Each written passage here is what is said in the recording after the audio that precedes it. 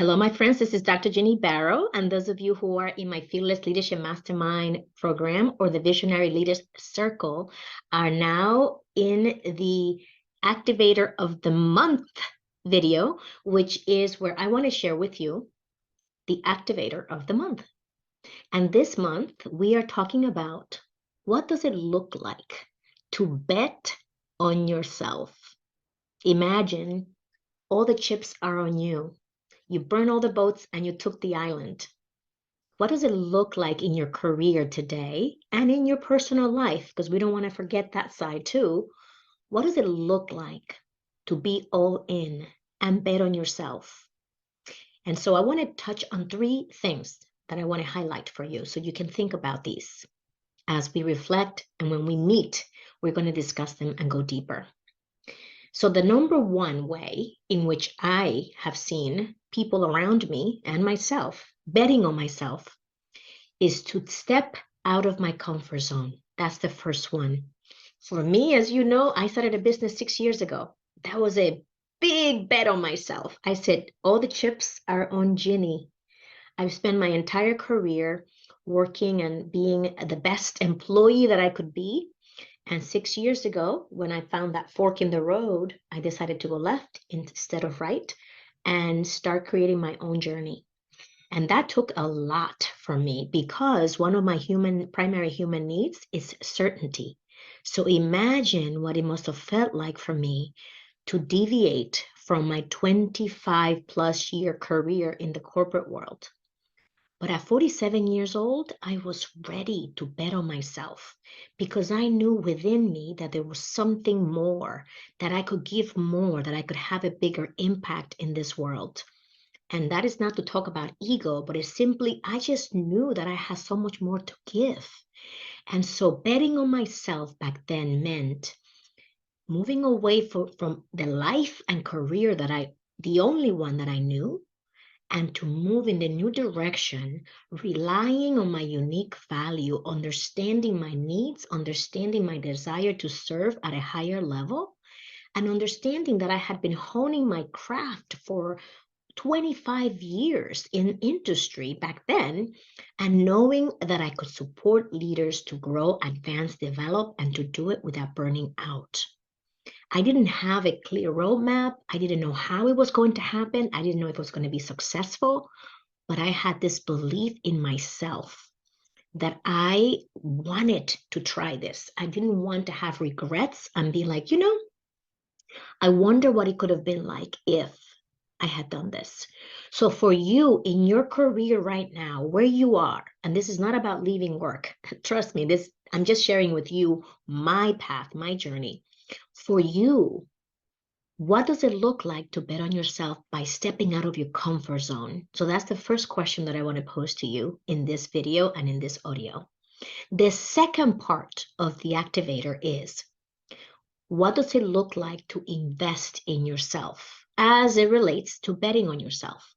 Investing in ourselves could take many different forms. One of them is financially investing in ourselves, and that means through our education. For example, I have 3 different degrees post-college because I got my master's in business, I got my master's in computer science, and I have my PhD in information systems after I graduated from college. All of those I earned while working full-time and going to graduate schools at night. And my last degree, my PhD, I earned while I was building a family. So when I graduated in 2009 with my PhD in information systems, my son Kyle was already born. He was 2.5 years old back then. Today he's 15. So you can see how time goes by. For you, what does it look like to invest in yourself financially? We also invest in ourselves by putting in energy, time, and effort. And so when you take a class, when you learn from someone at work, when you invest in reading something related to your field, when you invest in becoming a subject matter expert in your field, that is also investing in yourself and a way to bet on yourself and a way to step out of your comfort zone, right? Because it's probably something that you're not an expert at yet. So all of these different ways, spending money, spending time and energy are ways of investing in yourself through money and time and energy. So the question for you is this: how are you investing in yourself? How are you doing it today? If you could jot down, journal it, what is it that you're doing to invest in yourself, to become that expert in the field, and to learn things that bring you joy? For example, I'm learning French. Obviously, I'm not going to make a living speaking French, but it's something that brings me joy. So I am investing my time and my money in Duolingo to learn French. The third question that I want to ask you is, how are you advocating for yourself as it relates to betting on yourself? Okay, so when we are betting on ourselves, we believe in what we have to bring. We believe in what we have to say. We believe in the value that we provide and how we contribute. And so because we believe in that, because we believe in our teams and the work that we're doing as a team, we advocate for them and we advocate for ourselves. And that looks like raising your hand and saying, I am interested in doing this initiative, or I think that this is the way that we should go in this project. That's advocating for yourself and for your team. How are you doing that today? I bring this up because there are many instances in the business world when it seems so much easier to sit back and let everybody else call the shots and follow. And trust me, there are times when that is the right strategy to take. And if you do that your entire career, you're going to find yourself at the end of this career going, what did I really contribute? I was a great follower. I was great at following instructions and direction from everybody else, not always agreeing with the direction I was going in, but it allowed me to survive. And I am here feeding my family. I get that. There's a lot of value in that approach. And it's one that, I'm going to say this with love and compassion, that will keep you, quote unquote, employed. But are you doing the best that you possibly can? So I'm going to challenge you that if you are kind of coasting and sitting on the sidelines and following and not really going with your intuition or advocating for yourself about what you believe is the right direction to take, that you think about that and think of ways to gently begin to shift that paradigm so that you can begin to have the impact that you are here to have. So if you don't feel comfortable or you're not in the position as a leader to make those shots, but you do have some quote unquote power because you are being relied upon as the person who's in charge of the job that you're doing today, that you at least use that stance, that power that you do have, to raise your hand and to advocate for what you believe is the right thing for the company, for the team, for the organization, and for yourself. And I would imagine that what's good for you is good for the team. That's the assumption that I'm making, so that we're not selfish about what we're doing, but rather we are looking at this workplace holistically. And we make sure that our teams are not burning out. And if they're burning out, that you raise your hand and say, we need to hire some resources.